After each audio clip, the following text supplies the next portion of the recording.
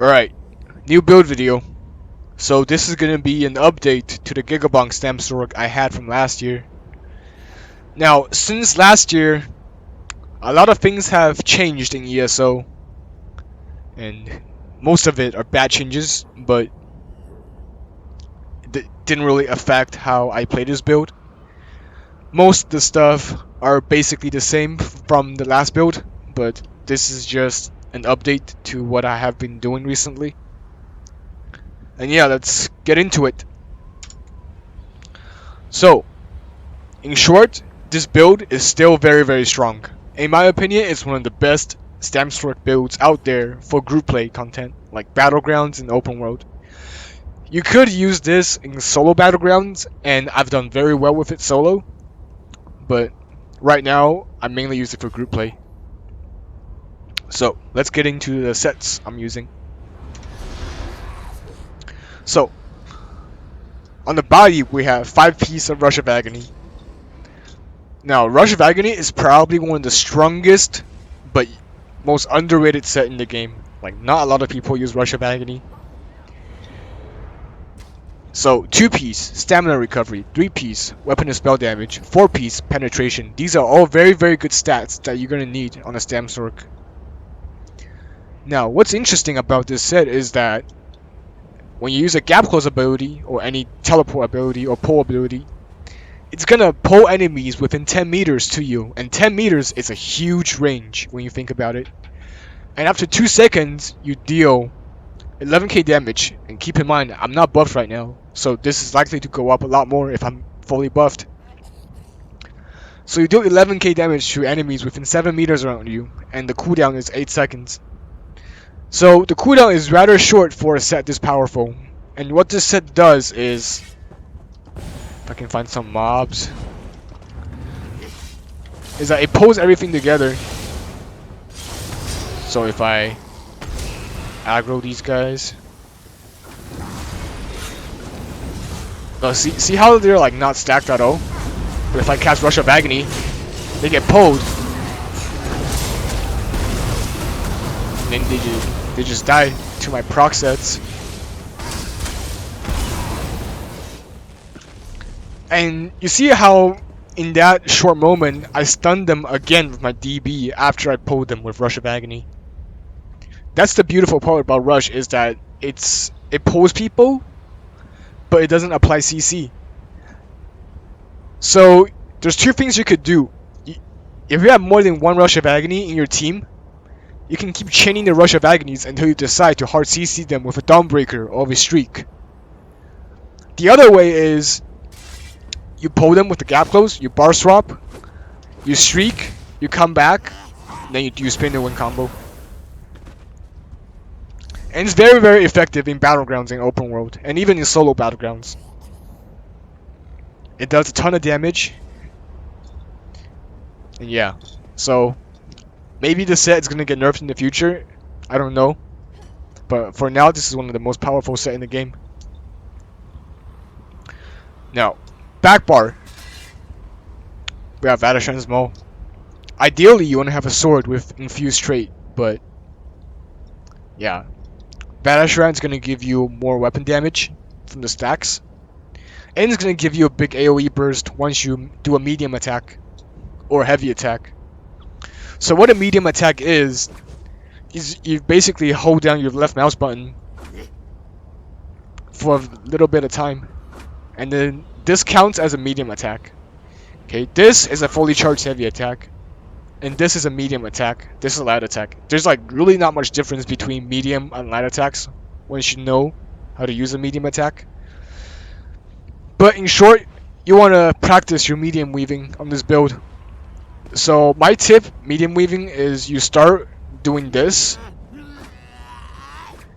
Like you see how my dual wield is slightly winding up. And then once you get good with this, you just hold down your mouse button for a very short amount of time. And that's basically medium weaving. Every time you use your crystal weapon on somebody, you want to medium weave. You know, medium weave, spin and win. That's your basic combo in this build. So medium weaving Very, very important. Make sure you know how to do that before playing this build. Now, front bar set. There are a lot of options for your front bar set. But the most classic one is Plague Break. Okay, I have one unhoned and one sharpened. On the jewelry, by the way, jewelry should be all infused. 1-piece jewelry, and I believe 2-piece on the body. And Plague Break, despite all the nerfs it gotten in the past couple of months, it's still a very, very powerful set. In open world and in Imperial City, you're most definitely going to want to use Plague Break because you're dealing with a huge amount of people that are mostly pretty squishy. They are in shitty PvE builds or like a half-ass PvP build, and they're not going to be able to handle the burst of the Giga-Bonk. And they're going to die pretty easily, so make sure you use Plague Break in open world. Well, unless somebody in your team is already using Plague Break, then you can use something else. But what are some good options if you're not using Plague Break? Well, Kind Marchers. This is like one of my favorite alternative sets I use instead of Plague Break. For one, it's a heavy set, so you're more tanky. And it gives you stamina recovery, which you need, max health, which you also need, and armor, which you desperately need on this build, because you're not very, very tanky on this. On the Plague Break version, if I'm fully buffed, of my Vigor and my Hurricane, I only have 25k resists. Okay, so that's not much. With the Kind Marcher version, even though you don't have Plague Break, you're getting to around 28k resist with this. And that's a big difference in my opinion. And plus, it applies debuffs to your enemies. And the debuffs include Major Breach, which is pretty trash, because your enemies are always going to have Breach on you if you're in a team environment. Major Cowardice, Major Defile, Major Maim, and Major Vulnerability. Now, these are the good buffs I'm talking about. I mean, debuffs. So, Major Cowardice and Major Maim, they're going to reduce the damage your enemy does to you. Major Defile is going to reduce the healing your enemy gets. And Major Vulnerability, basically, they take 10% more damage from you and your teammates. So, very, very strong set. And the good thing is about this set is that when you pull people in, you bar swap and you streak, they're all grouped up, so it makes it very, very easy to apply. Because they're not scattered when you proc the set. So everyone that you pull will basically get debuffed by Kind Marcher. Again, one unhoned and one sharpened for the swords. Another good option is Powerful Assault on the front bar. Because we have Vigor on the front bar. Okay, so if you use Powerful Assault, you cast Vigor, you and your teammates are going to get more damage. So Powerful Assault is a very, very good option if nobody in your team is using Plague Break. Another good option is Order's Wrath. Let me just put it on so I can demonstrate. Now if I cast Crystal Weapon, you see how I have 43% crit chance? This is absolutely huge, okay? Because proc sets like Rush of Agony and Valishran can crit. And crit is very strong right now, as you guys know. So if you have this much crit chance, and your proc sets are critting, you're doing a lot of damage.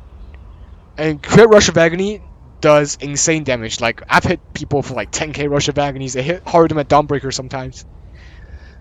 So the crit version is probably the most damage heavy version if you don't count the Plague Break explosions. So I like using this, I like using the Kind Marcher, and sometimes I use Powerful Assault. But yeah, here are the sets. Oh, Mythics. Right now I'm using Markin. Okay, Markin gives you more resist and more weapon damage. Okay, so Markin is very, very good. Some good alternatives are Wild Hunt. If you're just getting started with this build, like you haven't played Stamsork before or you're not experienced on this build, I suggest you try out Wild Hunt because Stamsork is a very movement heavy class. So focus on getting your movements right with Wild Hunt. Okay? And then you can slow down and start using Markin. Another good mythic to use is, I'm going to put this up, Death Dealers. Now Death Dealers is similar to Markin, but instead of giving you weapon and spell damage and resist, it gives you max resources, which is also pretty good. And the final option for your mythics is Gaze of Sithis. Now, Gaze of Sithis synergizes very, very well with Sorks in general, because you're always streaking around, you're always moving on the Sork, and you're not blocking too much on the Sork anyways. So this gives you a lot more armor and a lot more health. So you take less damage basically. And since you don't need to block really much, the One Piece block mitigation debuff is not very important. So Gaze of Sithis, another very good option. And for your monster sets, if you are using a mythic, just use One Piece Bloodspawn or Balrog or Magma. Ideally you want to use Magma, but Magma is my other character right now, so I'm using Bloodspawn. If you don't have a mythic, I suggest you use Balrog or Bloodspawn for your monster set, because it's gonna give you more ultimate if you use Bloodspawn and more resist. And if you use Balrog, you're gonna do more damage when you're out dumping people. So these are my alternatives for the build. Now let's go over the skills. Front bar, we have Camouflage Hunter. Okay, this is gonna give us our crit chance, and it's gonna reveal any cloak targets, which is very handy if you're fighting Nightblades. Now, some people like to use Haunting Curse on the Sork. It's a very good skill, but I like to keep my build simple. I don't like to press a lot of buttons when I'm playing my build, so Camo Hunter, you basically don't need to press this. You can just ignore this on your bar. It just does things for you. Oh, and also it gives you more weapon and spell damage from the Fighter's Guild passive. I have Crystal Weapon. Okay, make sure to cast your Crystal Weapon before going to back bar and gap closing. Okay, Whirling Blades, this is our AoE execute. We got our Vigor, we got our Streak, and we have a Dawnbreaker. Back bar, we have our gap close. Now, in my past builds, I've used Elude, so it's the other morph Shuffle that gives me speed instead of snare immunity. But now, since there are so many Ice Wardens in this game, you know, with their stupid Ice Root things, using a snare removal has kind of become necessary to play this build. Now, I'm using 6 medium on the Plague Break setup, so that's gonna give me 6 seconds of snare immunity. And the less time you spend breaking free from the immobilizes, the more time you can spend doing damage. So definitely have a snare immunity these days. You can also use Race Against Time. This is from the Sigic skill tree. You can use Race Against Time instead of Shuffle if you want, if you're using more than 3 heavy, for example. But this requires the Somerset DLC. If you use Race Against Time, make sure you also have this passive unlocked, so when you block, you get a small shield. It's not much, but it could save you sometimes. And we have Dark Deal, this is our sustain. We have Rally. And you have Hurricane. For the back bar ultimate, I have to charge Atronach here because the Sword passive, you get more stamina recovery, so you get 20% stamina and health recovery when you have this ability slotted.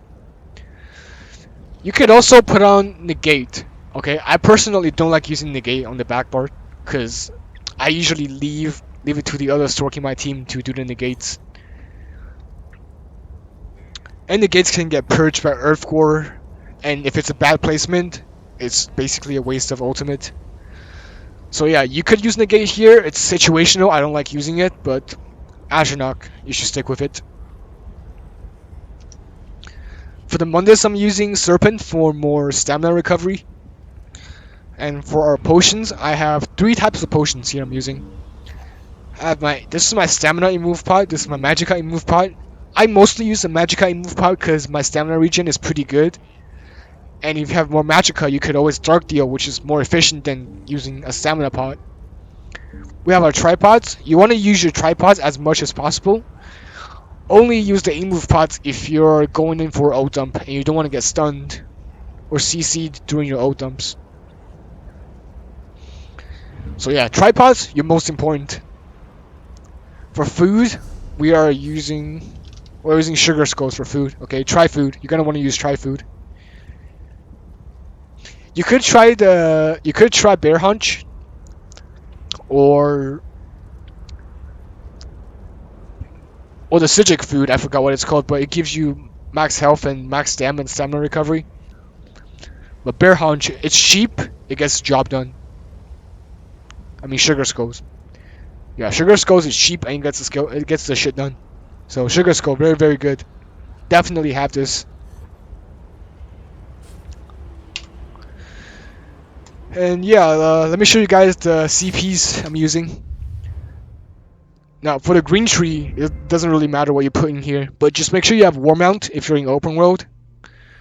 And you also have Steed's Blessing for movement speed. I also have the Gathering passives, because sometimes I like to use my Sork to farm materials in between BGQs. So, green trees. So, these are the 4 I have slotted for my green tree. Now, blue tree, this is important. We have Resilience. You're gonna want to have crit resist, okay? Even if you have a Rallying Cry guy on your team, having more crit resist is gonna help you, for sure. Especially with the amount of Nightblades running crit these days. Biting Aura, this is gonna buff our Spin to Win, our Rush of Agony, and our Vadashran damage. Master of Arms, pretty simple. Occult Overload, now, if you're in open world, you're gonna want to slot this for sure, because it's gonna stack with your Plague Break. And it still does a lot of damage even though it got nerfed. Because keep in mind, this is Oblivion damage. And Oblivion damage is going to ignore your resists. And even ignores Corrosive, as I will show you guys in a later video. So a DK in Corrosive armor, if they got pulled in and their friend dies, they're probably going to die too because they're going to die to Occult Overload. Their Corrosive is not going to save them in this case. Now Red Tree, I have more max health. Ping's Refuge, this is a must-have on every single build. Fortified, we get more armor. And Sustained by Suffering, this is going to give us more sustain. In open world PvP, you're almost always going to have some sort of negative effect on you. So having this is a no-brainer in my opinion. And let me show you guys some gameplay footage of how this build works. So this is this segment here is going to show you what Rush of Agony does and the double pull I talked about earlier. So with Rush of Agony, you can chain pulls if you don't hard CC them. So right here, we have these 4 guys, okay? And General Heavy Attack is going to come pull them initially with Rush of Agony. You see how they got pulled here? So I saw General Heavy Attack pulling these guys, so I swapped bars. Okay? I'm getting ready to gap close. You see how these guys are running away? They're trying to run away, I gap close them, boom, they're getting pulled back instantly. And they just died to a double pull. They're probably like looking at their screen wondering what happened. Like why they got pulled twice. They probably think we're cheating, but we're just abusing a broken item in the game right now. So that was pretty funny. Like there's no escape from using Rush of Agony. Like this set it's gonna pull you back if you try to run away. So don't even bother trying to run away. You're just wasting your stamina. And let me fast forward. So here is a footage from Meteor Mayhem. Now, I have this add-on that tracks my Rush of Agony, and you see it's about to proc. Cause by the way, Streak, since it's a blink ability, it also procs Rush of Agony when you hit somebody with Streak. So basically, I streaked into this building because I was running away from the Zerg for a while. I streaked into this building. I Dawnbreakered them, and oh, that was my bad. So let me just wait for this to go. So I Dawnbreakered them here. I do my spin to win, and then my Rush of Agony proc, as you guys can see. And because of Plague Break and Occult Overload, you're just seeing all these guys dying. Like, their friends are trying to run in. Like, the guys that are running into the building also got hit. Like, this guy got hit by a 17k Plague Break. And you see my kill report, my kill enemy player quest just going up like crazy. And I instantly got my Dawnbreaker back because I just killed everybody there. So I streaked them again. Dawnbreaker. You see how they're just blowing up because my friend, Miracle here, he's just dropping them down and they're just dying to all the Plague Break and shit. So this is very, very powerful, as you guys can see. Here are some more clips I'm going to show you guys. So in this clip right here, I'm going to mute this. So in this clip right here, we're in the tower right now. We're getting chased by a few people. So I see the group here, and I'm telling my team that I'm going to group them up. And these guys, the guys I'm playing with, they play with me a lot, so they know what I'm doing. So Kando saw me grouping them up, so he dropped a negate on my pole. And now these guys are negated. They cannot cast their heals, they cannot use their skills. They're just sitting ducks, basically. So I did a Dawnbreaker here. If you guys saw, my friend in the back also did a Dawnbreaker. And boom. They just got clapped instantly. Like, if I go back a little bit, like this DK right here, you see how these numbers are the same? So he's in Corrosive, but Occult Overload still hit him for the full damage because Occult Overload ignores Corrosive. So this DK thinks he's safe in Corrosive, but he died to Occult Overload. That's why that CP is so powerful. So if you're in open world, definitely slot Occult Overload. Here's another clip. So I'm telling my team that I'm grouping these guys up on the porch. And like I said, they play with me a lot, so they know how to drop a negate on top of my post. I streaked them. You see how they got pulled and then they got streaked? I didn't even need to do anything. They just died to my teammates killing them. So yeah. Sometimes you don't get to do the killing, but your teammates finish the job for you.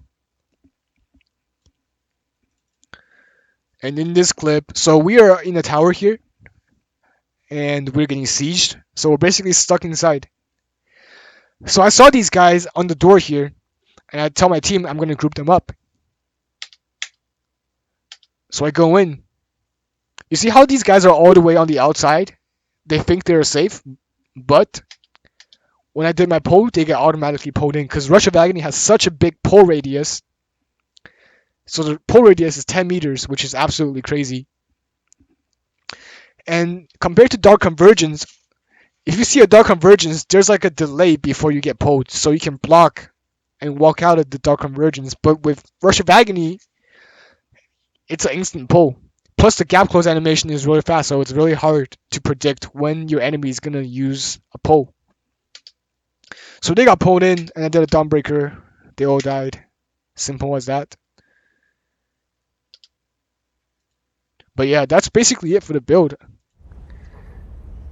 So the main thing you want to take away from this is your medium weaving, because you're going to need your medium weaving to proc your Vata Shrine.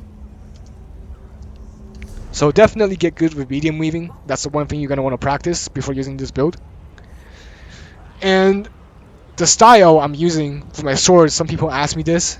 The style I'm using for my sword is the Mola Kina. This comes from the Crown Store. For the back bar for the two-hander, this is the Opal Engine Guardian sword. You can buy this from the guild traders, but it's probably going to cost you a few million gold if you want this. Otherwise, you can just wait for the Undaunted event to get the sword. And yeah, if you're wondering how I got the Goblin look, I'm using the Shadow Silk gem. This is a free item, you can just get it from the quest. I like to use the Shadow Silk gem is because it makes my character very, very small. So it's harder for people to track me. But yeah. So yeah, that's basically it for the build video. If you guys have any questions, make sure to let me know in the comments. And I'll see you guys in the next one.